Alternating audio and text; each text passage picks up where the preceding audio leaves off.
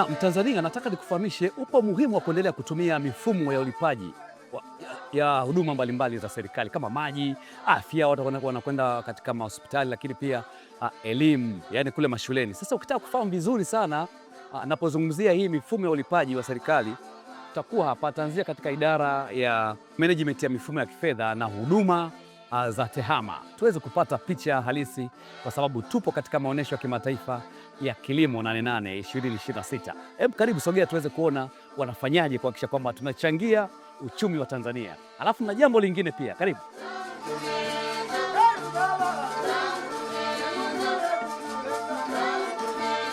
Karibu kwenye maonyesho ya 88 ya mwaka 2026. Lengo mama ni kuonyesha ni kwa namna gani maonyesho haya yamefanikiwa kupitia huduma za malipo ya serikali. Tunajua tunawalenga zaidi wakulima na wafugaji na wavuvi, shughuli zote, sekta nzima ya kilimo na mifugo na uvuvi kwa ujumla wake, na matokeo chanya ya mfumo wa malipo ya serikali ya control number.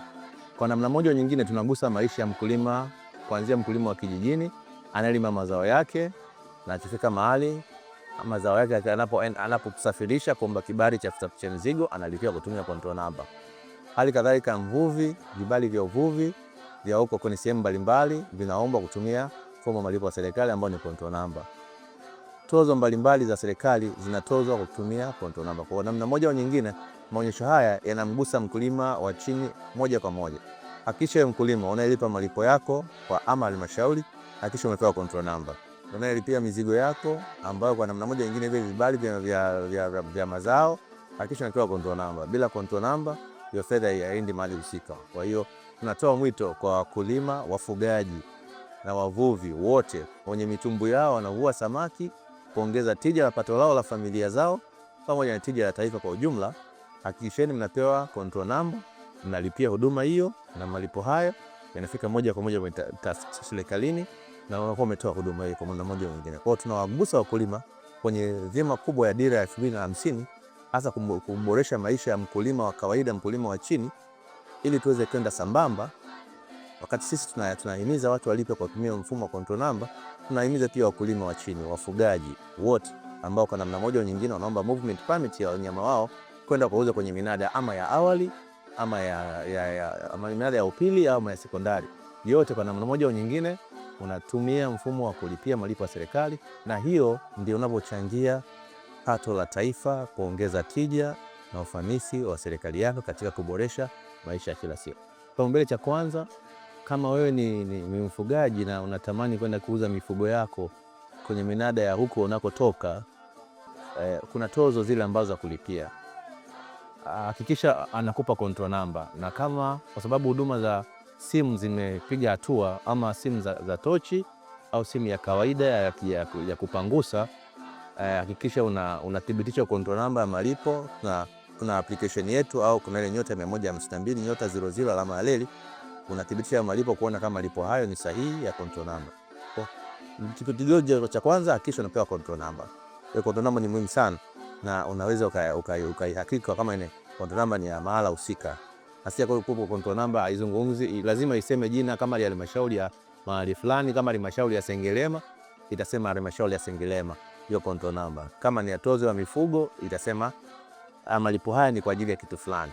Hicho ndio kipaumbele namba moja. Kwa huduma yoyote unalipa, kama huduma hiyo inahusiana na mifugo, vibali vya mifugo au vibali vya uvuvi, lazima izungumze taasisi kama Wizara ya Uvuvi, Mifugo na Uvuvi itasema hivyo, malipo kwa ajili ya kitu fulani. Kwa hicho ni kipaumbele cha kwanza, kujua kama malipo ni sahihi. Itakuwa umelipa malipo sahihi, na wewe mwenyewe utakuwa na uthibitisho kwamba malipo haya nimelipa mahala husika. Na kwa huduma mbalimbali za serikali ambazo kwa namna moja au nyingine zinamkuta mwananchi wa kawaida, ambaye anaweza kalipia maji kwa control number, na umeme kwa wenye umeme kwa control number, na maeneo mengine kadhalika, bali vingine kadhalika ambazo tozo za serikali. Ni wasii wananchi ambao wako kwenye maonyesho haya na walioko majumbani, na wasii tena, ili uweze kulipa sahihi, hakikisha unapewa huduma ya control number. Mwananchi yeyote yule ambaye ama umefika kwenye maonyesho haya ama hujafika, huduma mbalimbali za serikali sasa hivi malipo yake yote yanapelekwa kwa control number. Nje ya control number haya ni malipo batili. Kwa tunawaombeni tena lipeni kwa control number. Asante. Na baada ya kutoka kwenye mifumo ya fedha, bado tupo ndani ya banda la Wizara ya Fedha. Leo limetembelewa na wanafunzi wa shule mbalimbali hapa Dodoma. Wamefika kujipatia mafunzo, elimu mbalimbali, kupata taarifa sahihi na kujipatia maarifa kama hivi unavyoona, lakini kwa mwanafunzi ambaye amekuwa na kivutio kikubwa hapa katika banda hili. Hebu tuende tuone.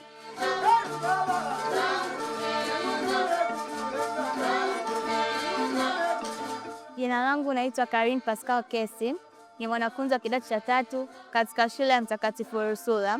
Mbele yenu tupo katika maktaba ya kifedha. Maktaba hii ilianzishwa mnamo mwaka 2007. Inatoa elimu na inatoa vitabu mbalimbali kwa njia ya mtandao. Maktaba hii inapokea malipo kwa njia ya mtandao, ambapo unaweza ukascan kwa kutumia kodi. Sio lazima uweze kukalili namba zote, lakini unaweza kutumia simu janja yako kuweza kuscan na kupata vitabu vyetu.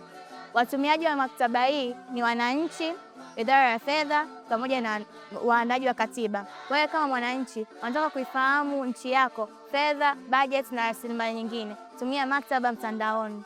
Mimi kama mwanafunzi na kama mwananchi ninajisikia vizuri sana baada ya kutembelea maktaba hii, kwani hivi sasa naweza nikajua mambo mbalimbali kuhusu nchi yangu, bajeti zinazofanyika na hela inayotumika na isiyotumika, na vipi ambavyo wananchi wanafaidika kupitia kipato cha nchi kwa kutumia maktaba ya mtandaoni, ambapo sio lazima niende katika maktaba za mkusanyiko wa watu na kuweza kulipia pesa ili niweze kupata vitabu, lakini kwa kutumia simu janja yangu napata faida tele. Huyu mwanafunzi amefanya jambo kubwa sana katika banda hili la Wizara ya Fedha. Alikuwa akizungumza tathmini yake baada ya kutembelea banda, wakapewa elimu sahihi pale katika idara ya maktaba, na amefanua mambo mazuri sana. Amepewa hongera hapa. Kwa hiyo kawaambia wanafunzi wenzako, hii Wizara ya Fedha, hongereni sana Asante.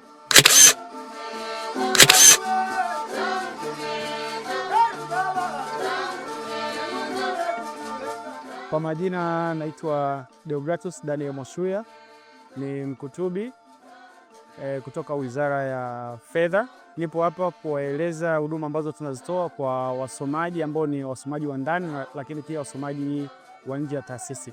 Tuna machapisho ambayo tunayaweka kwa ajili ya watumiaji ambao ni wa nje na wa ndani. Tuna mfumo ambao unaitwa Institutional Repository ambao unatumika kwa ajili ya kuweka machapisho ambayo unaweza ukadownload popote kale ulipo. Lakini pia tuna huduma ya kuongea na mkutubi kutoka wizarani muda wote ule kwa kutumia chatbot.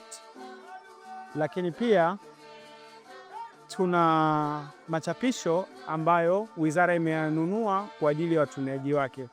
Kama tunavyofahamu, Wizara ya Fedha iko Tanzania nzima na machapisho haya yanapatikana kwa njia ya mtandao, na kwa mtumiaji kuna machapisho ambayo atahitajika kuwa kwenye network ya wizara, lakini pia kuna machapisho ambayo ni bure na kwa ajili ya mtumiaji yote ili kuweza kuyatumia. Mathalan, machapisho ambayo yanazalishwa na wizara yote yanapatikana bure. Ukiingia kwenye tovuti ambayo ni repository.mof.go.tz, basi unaweza ukapata haya machapisho, na machapisho haya unaweza ukapata bila kulipia chochote na unaweza ukapata popote pale. Kwa hiyo tunawakaribisha watumiaji wote wa ndani na wa nje, wakulima na wafanyakazi, ili kuweza kuboresha katika utendaji wa kazi wao, lakini pia kujielimisha na kufahamu vitu vingi ambavyo serikali inavifanya. Hapa ndani utazipata reports mbalimbali za maendeleo ya nchi, mipango, dira, lakini pia utaweza kujua budget ya nchi ya kila mwaka, lakini pia tunakuwekea bajeti za miaka ya nyuma. Mathalan, sasa hivi tuna machapisho ambayo ni bajeti ya mwaka 1969 70. Kwa kama unataka kufanya research na unataka kufahamu nchi ilikotoka na inakoelekea, basi ukiingia hapa ndani unaweza kupata machapisho yote hayo na ukaweza kujua nchi yako inakoelekea wapi.